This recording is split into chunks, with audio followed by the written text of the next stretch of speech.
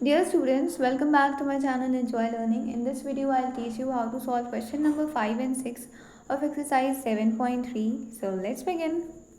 Question number 5 says that what percentage is A part rupees 20 of rupees 250. So इस question में बेटा बाकी पूरा सेम है 3 and 4 जैसा, बस एक चीज़ थोड़ी न्यू है और वो आपको लर्न करनी है। देखिए आपको ये तो पता ही है कि व्हाट परसेंटेज की प्लेस पे आपको क्या पुट करना होगा, x% पुट करना होगा। ठीक है, इस चीज़ को हमेशा याद रखिएगा कि क्वेश्चन में जो दिया है वो हर पार्ट के साथ आपको रीड करना है। ठीक है, सो व्हाट परसेंटेज इज मतलब कि x% आपको फाइंड करना है। इतना तो क्लियर हो गया। बस एक न्यू चीज़ क्या है इस क्वेश्चन में बेटा कि अगर आप ध्यान दें तो चाहे थर्ड क्वेश्चन हो या फोर्थ क्वेश्चन हो, दोनों में ही परसेंटेज के जस्ट बाद क्या कौन सा वर्ड आ रहा है, ऑफ वर्ड आ रहा है। देखिए आप 3 और 4 के सारे पार्ट्स में देख लिए परसेंटेज के जस्ट बाद ऑफ आ रहा है। ठीक है, चाहे परसेंटेज आपका वर्ड्स में लिखा हुआ हो, स्पेलिंग लिखी हुई हो परसेंटेज की, या फिर परसेंटेज का साइन बना हुआ हो, है ना, कोई नंबर लिखा हुआ है लाइक 25% ऑफ व्हाट नंबर,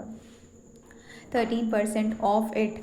ठीक है, तो ये बात तो क्लियर हो गई कि परसेंट के जस्ट बाद हमें वो वाला वर्ड पुट करना होता है, वो वाला नंबर पुट करना होता है जो कि ऑफ से पहले लिखा, ऑफ के बाद लिखा होता है, राइट। तो इस क्वेश्चन में लेकिन इन्होंने जो स्टेटमेंट बनाई है वो थोड़ी सी इन्होंने आगे पीछे कर दी, ऑर्डर चेंज कर दिया जिससे कि बच्चे कंफ्यूज हो जाएं, बट कंफ्यूज नहीं होना है। तो देखिए व्हाट परसेंटेज इज ₹20 ऑफ ₹250। तो व्हाट परसेंटेज की जगह पे आपको x% पुट करना है, लेकिन उसके बाद इज़ नहीं पुट करना है। इज़ ₹20 ये बिल्कुल लास्ट में जाएगा, मतलब इक्वल टू ₹20 ऑफ 250, इसको लिखना है x% के जस्ट बाद, इसे ना भूलिएगा। ऑफ 250 लिखा हुआ है ना, तो ऑफ जहाँ पे भी आएगा वो वाला उसके बाद का पूरा आपको परसेंटेज के बाद लिखना है, like this. Okay, so in this way you have to write. ये मैं कह रही हूँ कि बेटा जब भी परसेंटेज आ रहा है तो परसेंटेज के जस्ट बाद आपको अब कौन सा पार्ट लिखना है अपने क्वेश्चन का, जहाँ पे ऑफ लिखा हुआ है, ऑफ वाला पार्ट। ठीक है, चाहे वो बाद में उन्होंने लिख दिया हो कंफ्यूज करने के लिए, लेकिन कंफ्यूज नहीं होना है। तो x% के बाद हम क्या लिखेंगे, ऑफ जहाँ पे लिखा है पूरे पार्ट में वो लिखेंगे। ऑफ के बाद, ऑफ के बाद क्या था 250, तो वो पूरा लिखा पहले, फिर उसके बाद इज़ ₹20, ये ऐसे करना है। Is means equal to ₹20 like this. तो इसके जस्ट बाद जो होगा वो तो आपका आंसर होगा, ये तो हमें पता है। अब बस सिंपली वैसे ही हो गया ना जैसे थर्ड और फोर्थ किया था, x/100 हो गया इंटू 250 हो गया इक्वल टू ₹20 हो गया।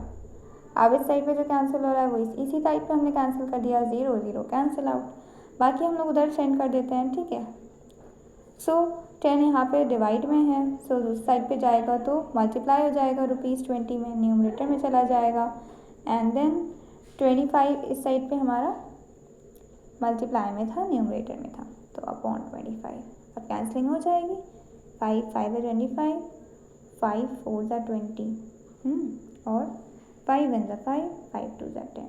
तो आंसर क्या आ गया, x इज इक्वल टू, अब रुपीज़ है, देखिए रुपीज़ कैंसिल नहीं हुआ है, तो रुपीज़ 4 2 8 है ना, 20 बन गया 4 और 10 बन गया 2, तो 4 इंटू 2, बीच में इंटू का साइन ना भूलिए, है ना, इंटू का साइन है ना बीच में, 4 इंटू 2 8। आपका आंसर इस तरह से आएगा।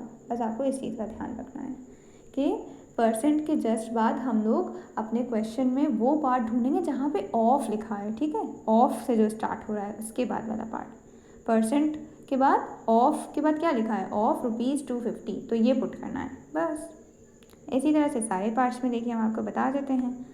तो अगर हम लोग बी पार्ट देखें तो what percentage is 15 minutes of an hour, of मिल गया, ऑफ कहाँ लिखा है, तो ऑफ एन आवर को जस्ट किसके बाद लगाना है, व्हाट परसेंटेज के बाद लगाना है।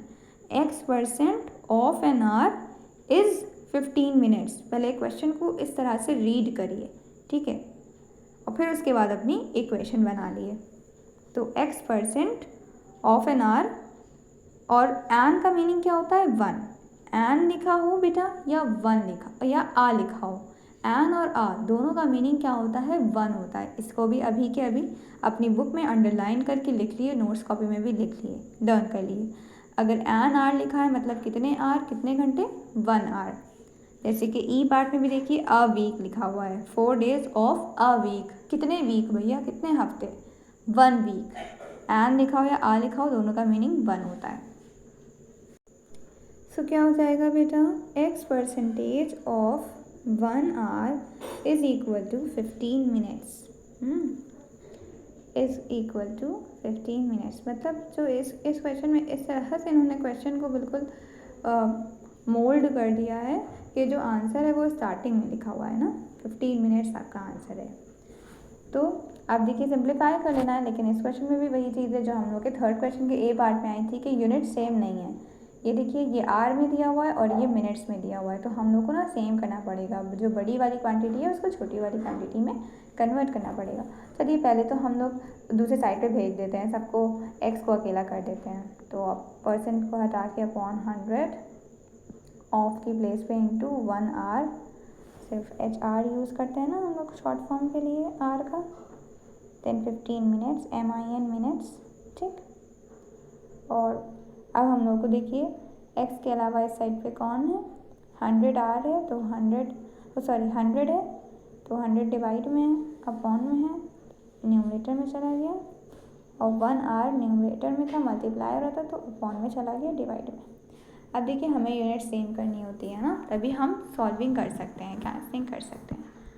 तो 1 आवर में कितने मिनट्स होते हैं, 1 आवर में होते हैं 60 मिनट्स। 1 आवर में कितने मिनट्स होते हैं, 60 मिनट्स होते हैं। तो हम लोग 1 आवर की प्लेस पे क्या पुट करेंगे, 60 मिनट्स पुट कर देंगे, ठीक है, ये वैल्यू पुट कर देंगे बस अपनी इस इक्वेशन में।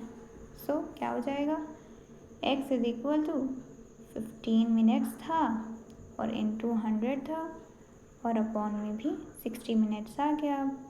और अब हमारी कैंसलिंग हो जाएगी, 0 से 0 कैंसिल हो जाएगा। देन 2 3 × 6 और 2 5 × 10 होता है, 3 1 × 3 3 5 × 15, और मिनट से मिनट्स भी कैंसिल हो गया। तो सिर्फ आंसर क्या आया आपका, x इज इक्वल टू 5 5 × 25।